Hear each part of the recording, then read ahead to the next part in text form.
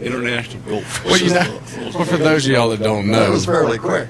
well, no, those of y'all that don't know, I got some buddies back home in Alabama. I've been nicknamed Goldfish after a maneuver I pulled when I was like 15 years old. We was, Is that something you can talk about? Or? Oh yeah, you know, they dropped the charges on it, but I'll talk about it. But you know, I know you run out of time, but just a quick one. Babe. You got it, buddy. The spring break, I don't know what year it was, but me and my cousin had commandeered my father's boat and took it down to the river. And you're 15 years old? Right. Okay. 15, 16. So we commandeered the boat. In Alabama. Right, which is a nautical term for basically stole.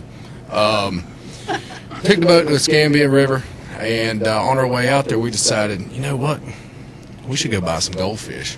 Put them on hooks, put them on some big old bobbers, like big ones. I'm talking like 6-inch ones that'll knock you out if you get hit with them, right? Got the lead built into them. That's one of those strike indicators? Right, strike indicator, right. That's a new word I learned today. But, you know, we got big old hydrilla pads, big old lily pads, and we started throwing them over there. And every now and then, man, that goldfish would get so close to those lily pads that when the bass would start to surface, it looked like something out of Jaws, man. You could see the wake coming, and they would hit them.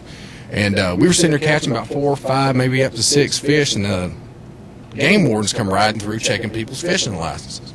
So they come over and they ask for a license, and we showed them our license. And by that time I got a bite, so I started reeling them in. And he said, I've been sitting here watching you boys for about 20 minutes, and he said, y'all are catching a lot of fish. He said, what's your secret? Well, unbeknownst to me, not knowing that this was against the law, I said, goldfish. He said, I'm sorry, do what? I said, yeah, man, I said, we fishing with goldfish. So I reached down, and I grabbed the dip net, and I scooped them up, and I showed it to him, and we had stopped and bought the ones that had like the big goggle eyes on them or whatever. And he said, you really are? And I said, well, yes, sir. I said, I'm not going to lie to you. So he says, I'll be right back. And he goes out and he starts making laps in the middle of the river. And he comes back and he just tosses this rope. And he said, tie this rope to your cleat. And I thought, uh-oh. And I looked at my cousin. He said, you think we in trouble? And I said, what gave it away? And they towed us back to the boat ramp and all.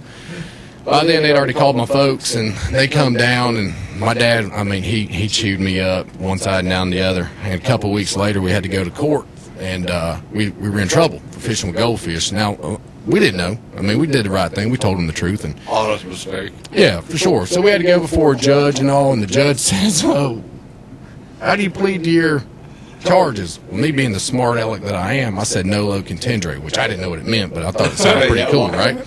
So he says, what are you in here for? I said, apparently fishing with goldfish. And he looked over at the prosecutors, and he goes, is that really against the law? And so then it kind of caused a little commotion. So we called a recess, and we all go back to the back of his chambers or whatever. And he asked the game warden, he said, what are these boys in trouble for? And he said, fishing with goldfish. And he said, why is that against the law? So he breaks out some articles and some rules because they're considered a carp. They're not indigenous to that environment, and they'll destroy an ecosystem. But then it made good sense that we've seriously caused a problem here, right? So we go back out there, and he says, now, how do you plead to your charges? And I said, I plead guilty. And he said, how about you? And he said my cousin's name, and he said he pled guilty too. But it was funny. He goes, I'm guilty. But he made me do it. And I'm like, come on, man, really?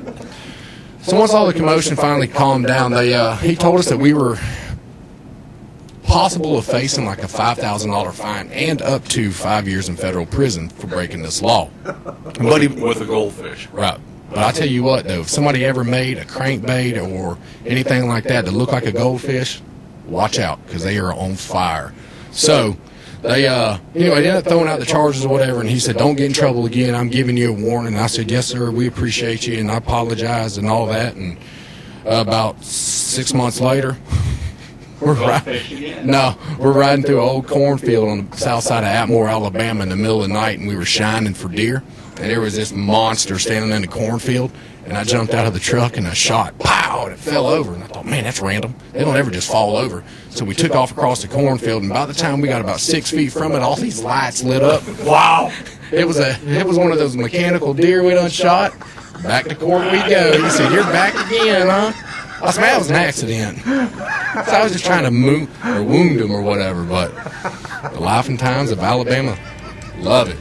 I want to introduce you to Rob Young this afternoon. He's going to love you. JJ, you're absolutely the best. Sean Dale, Jim Allen, I'm Dominic.